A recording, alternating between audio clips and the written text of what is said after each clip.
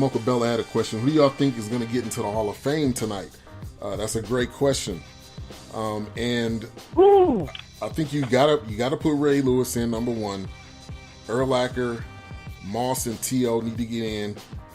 Dawkins should have been in the first place. He's one of the best safeties of all time. But to me, the underlining thing is T.O.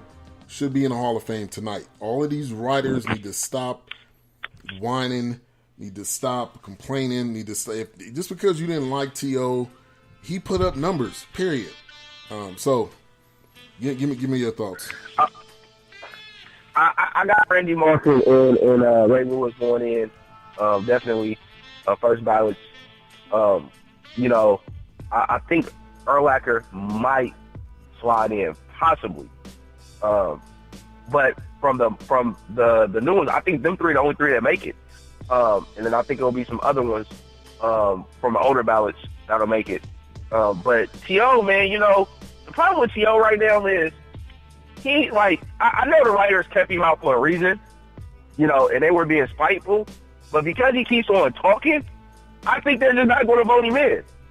I truly believe it. He should make it in tonight. But I was just listening to an interview yesterday where he was talking about, how he didn't want to go into the Hall of Fame as a 49er because of issues they have with the organization. And the Hall of Fame doesn't mean anything, and blah, blah, blah. And so it's well, if you're downplaying the Hall of Fame, writers going to feel like there's no reason for us to put you in anything. And if that's the case, I can see them not voting him in again. Which would be a travesty, because he's one of those receivers that I feel like should already be in, just like with, some of the other receivers like Isaac Bruce and Torrey Holt and Jimmy. Those are receivers that for a fact, if you start talking about football in the 90s, the 2000s, those receivers were key parts of the NFL. They should be in the Hall of Fame. Yeah. All right, well, we'll see. We got that going on. Like I said, we got the NFL honors going on, and I appreciate you, as always, all of last year going into this year. I appreciate you, as always, for coming on. Oh, man, thank you for having me on, man. I'll talk to you later. All right, talk to you later. All right, so that was Tyjun Mack. Always love getting him on the show, getting his sports opinion.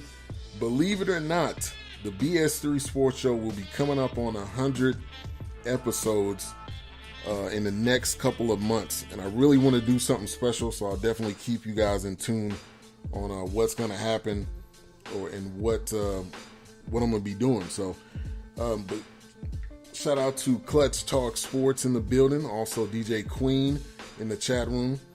Sluggo, appreciate everybody for coming through. All right, so next up, we're going to have one of X Squad's very own that will be calling in here, the great Greggo, to talk about his side of this Super Bowl. His team is in the Super Bowl again, and I know he's excited about it. So we're definitely going to get his thoughts, get his opinions on how he's feeling about it. RC says, T.O. also said Ray Lewis is considered a shoo-in, yet no one brings up his off-the-field troubles. T.O. said the same thing about Marvin Harrison, and Marvin clapped back at him. T.O.'s a talker. Just period. But that does not prevent him from getting into the Hall of Fame. To me, it should not prevent someone from getting into the Hall of Fame. All right, so some other things that went on from this week. The Offensive Player of the Year, which I think should go to Todd Gurley. Like I mentioned his stats earlier. And then you have the Defensive Player of the Year. You got, which looks like it's a 2 to 3 person race. You got Chandler Jones. You got Chandler Jones and you got Calais Campbell. And Chandler Jones with 17 sacks, Calais Campbell with 14 and a half. And I think, to me, sacks are huge. There's a huge part of of the NFL with defensive end and with sacks. And with getting 17, I think that's a lot. And I think he should definitely win the Defensive Player of the Year. I'm going with Chandler Jones. I think Calais Campbell is a close one, but I think you got to give it to Chandler Jones, putting up that many sacks. Calais Campbell definitely, I think his overall play was great, but I'm going to give it to Chandler Jones. Rookie of the Year, Kareem Hunt, Alvin Kamara. That seems like what's the kind of the two-man race as far as that's going. And I think I'm going to go with Kareem Hunt to lead the league in rushing. To lead the league in rushing as a rookie, I think you got to give it to Kareem Hunt. He had a great season starting off. Now it did kind of taper off. He did kind of taper off, but he led the league in rushing. I think you got to give it to him. I think Jalen Ramsey is in like a close third. Had 4 interceptions, played awesome this year. Played some amazing football. Shout out to the governor, Vince Wright, in the chat room. That ninja says, T.O. is a Hall of Famer. He's just telling the truth. That's just called being a man. The point in him saying that is he getting criticized and he's never done anything illegal or told a lie. But people accuse him of murder, getting the Hall of Fame. Don't miss the point. And that is a great point. And T.O. tells you, that's the thing about T.O. He'll tell you like it is. He's no filter. It's no filter. It's no, I'm worried about what people think. He says the truth. And that's what he's done his whole career. A lot of people didn't agree with it. Some people didn't like it. So we got Super Bowl 52 tomorrow. Who's you guys' pick? Who you going with? I just don't think the Eagles have enough to get past New England. And I think Nick Foles, I just don't know if he's going to be able to get past the Patriots. I just don't know if it's going to happen. RC says, I've said it for years. The Hall of Fame voting process needs to change. Instead of allowing sports writers and media members to have vote, every Hall of Fame player and coach should have a vote. I agree with you. Who would better determine who's a Hall of Fame worthy than a Hall of Famer? I agree.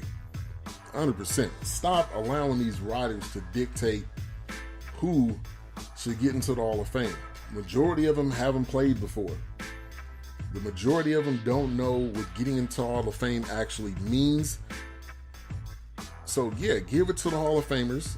There's a ton of them. So they should have the opportunity to vote to determine who's going to get in, as well as the coaches too. I agree 100%. All right, so we got a caller up on the line. I believe this is Greggo. What up, man? Hey, what's going on, man? Appreciate you for calling in. Hey, no worries, man. Is it too loud in the background? Yeah, it sounds like you're on a party bus. I am, man. We party every day for the Patriots around this city, man. But let me see if I can walk away from it. Okay, cool. So we got Greggo the Great, the X Squad's very own. He's always in the chat room, always active. Great to get him on the show. So First of all, what does it feel like to have your team in another Super Bowl? What is that feeling like? Nobody else has that feeling. Honestly, man, it's a blessing. Like a lot of the time, man, I sit back and when I'm not just like, cutting the food with the people in the chat, I just sit back and think about like how, thankful I am that I do have the team that I cheer for, the team that I love that always makes it to the championship game. And I mean, it's I can't put it in no other words besides the blessing, man. I mean, it's a great feeling.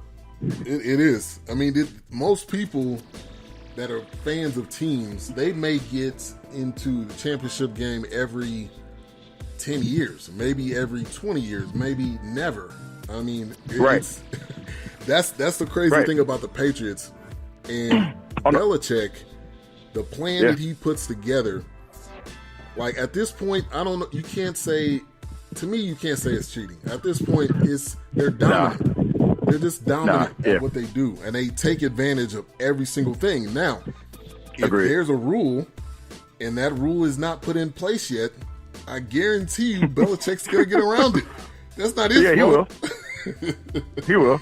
And the thing is, dude, he knows every rule. You know what I'm saying? I mean, like I was reading up on, like one of the beat writers for the Patriots that said that every year in Orlando or wherever they choose to have these rule meetings, it's Belichick is like one of the last ones in there, like taking notes, like studying, just making sure that he's abreast of everything that's changed or the rules that stay in place.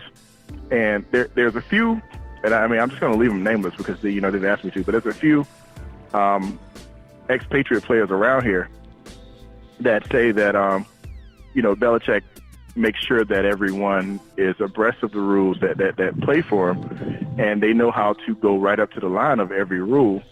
And people see it the way that they see it, but it's just, they know the rules a little bit better than everybody else. And when he made the smart comment against, was it Harbaugh or was it Tomlin?